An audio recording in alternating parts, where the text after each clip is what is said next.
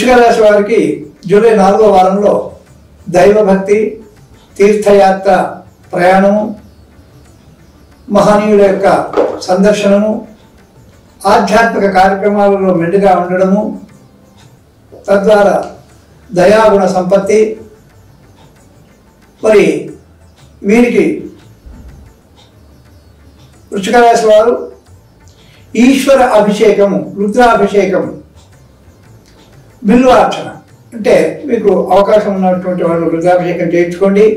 అవకాశం లేని వాళ్ళు ఓం నమ శివాయ అనేటువంటి మంత్రం చెప్తూ ఆ శివుడి పైన నీళ్లతో, గంగాజలంతో అభిషేకం చేసుకొని ఒక 3 బిల్వ పత్రాలు అంటే 3 దళాలు ఉన్నటువంటి దాన్ని, 3 ఆకులు ఉన్న దాన్ని దళం అంటారు. 3 బిల్వ దళాలు తీసుకొని శివా ఏక బిల్వం శివార్పణం, ఏక బిల్వం శివార్పణం, ఏక బిల్వం శివార్పణం అని పెట్టండి. ఆ శివ అనుగ్రహం వల్ల మంచి ఫలితాలు వచ్చేటువంటి అవకాశం మెండుగా ఉంది వృశ్చిక రాశి వారికి.